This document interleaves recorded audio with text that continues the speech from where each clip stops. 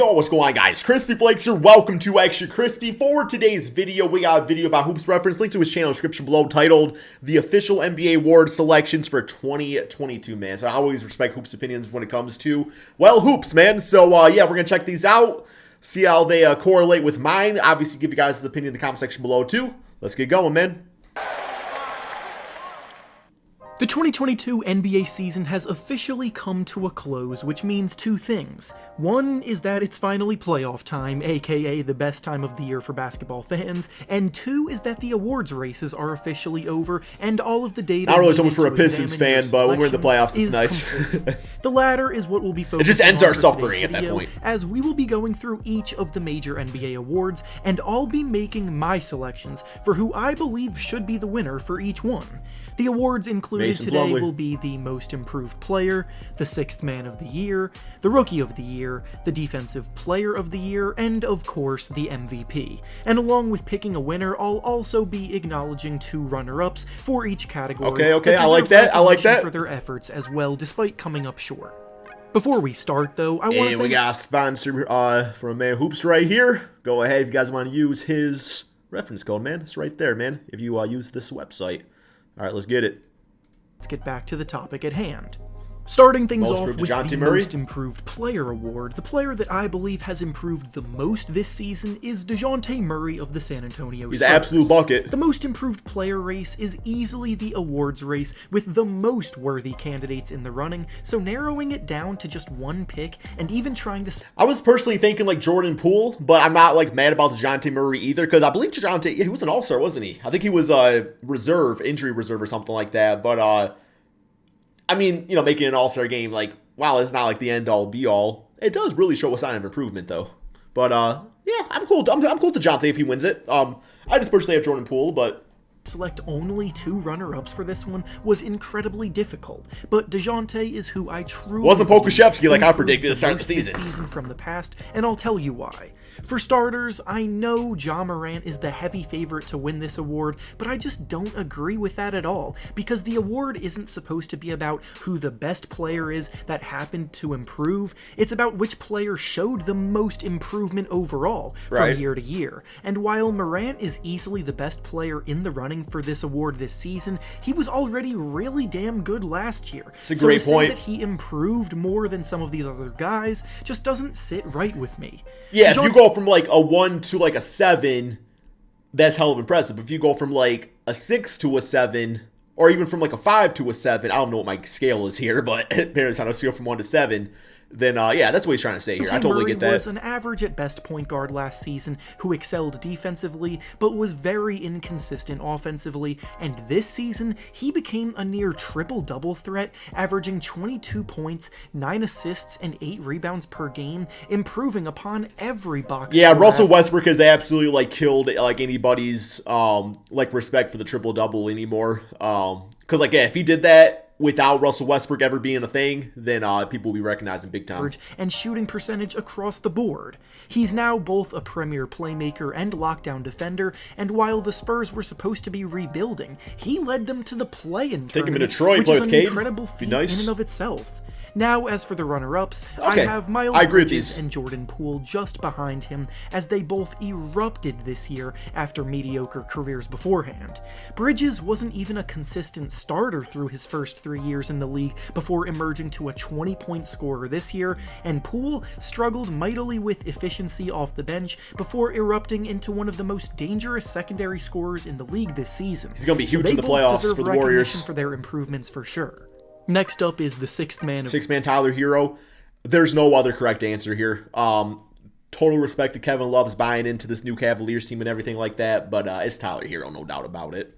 The year, and the selection here is Tyler Herro of the Miami Heat. This is the award that definitely has the most obvious winner, as Tyler Herro has been in a tier of his own when it comes to players that come off the bench and perform. Herro averages about 21 points Probably the greatest individual single six-man season of all time, right? Unless there's not somebody I'm thinking of. Like, because, you know, like, Manu Ginobili obviously had, like, the longevity and stuff, but, like, this season for, like, Tyler Herro off the bench, while shooting 45% from the field and 40% 40% from 3. He's instrumental to the Heat in closing games down the stretch because he's probably their best shot creator, and when he subs in, he gives them an immediate spark of offense that at times can be desperately needed.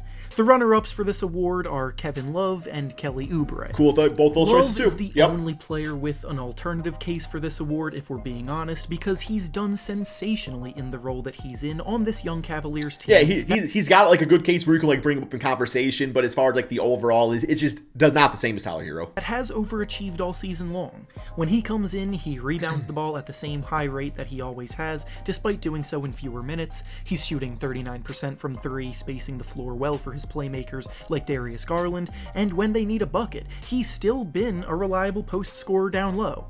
As for Kelly Oubre, he was just a solid scorer for the fast-paced Hornets team this year, putting up about 15 unimproved points player, per just game not the off most bench for improved. them. It's not enough to make a legitimate case to win the award, but it is enough to get some recognition as the third-place candidate. The next award is the Rookie of the Year award, and I like Evan Mobley. I like the Cleveland Cavaliers. I'm cool with, I understand why Evan Mobley could win it here. I really do. I don't know. I know it's going to come off as salty and biased. I really do think that a part of it, though, is like the team that you get drafted to does have like a big case on like the type of player you can be your rookie season. And I'm not saying like Evan Mobley was drafted into like this great circumstance of the Cleveland Cavaliers, but because obviously like they were at that point to draft him in the first place. But what I will say though is that I do think a lot of like what Evan Mobley gets praised about. By the way, he's a great player. Like this kid is going to be a future like all-star superstar in the NBA. But like I think like a big part of it is they say like Evan Mobley's like defensive presence and stuff. But I think the part of that has been because of Jared Allen. I think Evan Mobley has been able to feed off that very nicely, in which he's a good he's a good defensive player, but maybe not like as good as we're giving him credit for. But also, I don't know, man. I'm cool with Evan, Scotty, or Cade win it. Like, I really am. But that's just kind of like my devil's advocate, I guess, response there. And my pick here is Evan Mobley of the Cleveland Cavaliers. At one point, Mobley was the clear favorite here, but by the end of the year, I would be lying if I didn't think long and hard before picking him for this spot. Mobley just so happened to be the rookie who produced at a strong rate from the jump, which is ultimately what will give him the edge. That's a good point. The entire That's a good point. season is what's taken into account, because by the end of the year, there were definitely other rookies that matched him or were outperforming him, but their struggles early on hurt their case to win the award. Mobley will put up a consistent 15 points and 8 rebounds. Well, it just goes to show, too, like, when it comes to being, like, a rookie in the NBA, I do think, in general, like, it's tougher to adjust to the NBA as a guard. I really think, like, the pacing and everything like that is, I don't know, I just think, like, the numbers show that in general, but, I don't know, I could be wrong. As he's done all season long, and defensively, he's proving to be one of the most versatile big men on that end in the league already, so that two-way impact is more than deserving of the nod here. The runner-ups at this award, though, Scotty and are Cade. both really close behind him, and they are Scotty Barnes and Cade Cunningham. Not in that order. Barnes is a Right. player that has shown every bit of potential I'm just to messing with become y'all, a man. steady Like, member of they're the all all great defense players. team in the future because of his pesky length and his ability to defend multiple positions while scoring about 15 points per game. And if his jumper continues to improve at the rate that it has Man, wants to been, be Chris then Bosh he will wearing be that number a 4 in legitimate Toronto. nightmare out on the court at his peak. Cade Cunningham was the number 1 pick in the draft, and over time got better and better as the season went on. He led the rookie class in scoring, while also dishing out the second most assists and grabbing the Low-key, fourth they should give Cade most improved player.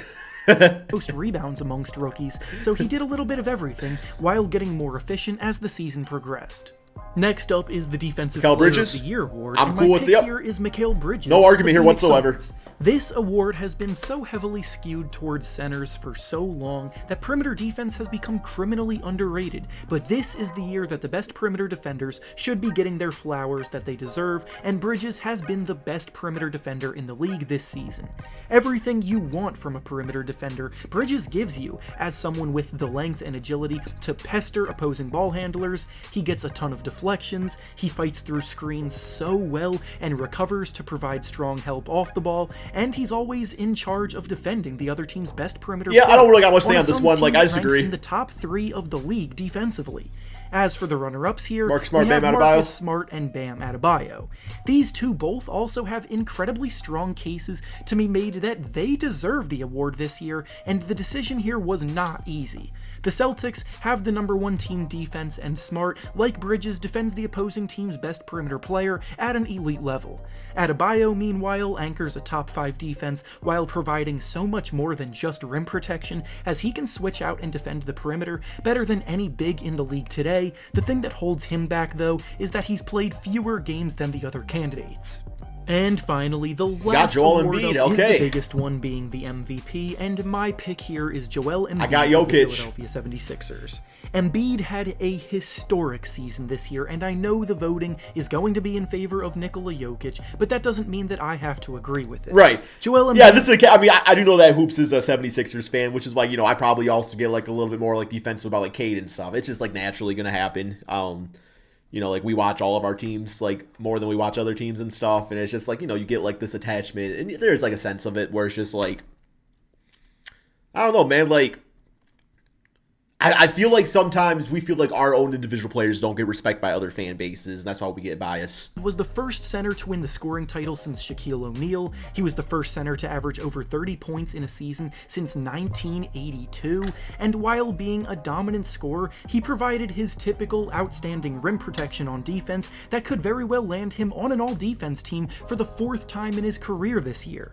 He played a majority of his season with his best teammate refusing to play for the team, and kept them afloat near the top of the standings the entire time. He led the NBA in 40-point games this year, and he did it all while facing Such a tough the decision, second most to be double honest. teams in the league. The runner-ups here are obviously Nikola Jokic and Giannis Antetokounmpo, and I don't have a problem with any of you favoring one of those two for the award this season, because they both also had unbelievable seasons. But it very That's such a good way to put it too. That's such a good way to put it, where it's like he's personally, rooting for Joel Embiid to win it, but he's like, if Jokic wins, it's like he'll be cool with it too. Like, I heavily respect that. much does come down to preference, and this is where I stand on the matter at the end of the year. And with that being All right, that is the end of the video. Yeah, I thought those were all like fair selections. Like, I ain't really got any arguments about it whatsoever, especially because he did have runner-ups too. Like, we all have different thoughts and opinions on how we view the game of basketball. So yeah, I respect it right here, man. That's all we got. Thank you all so much for watching. Peace out, my friends.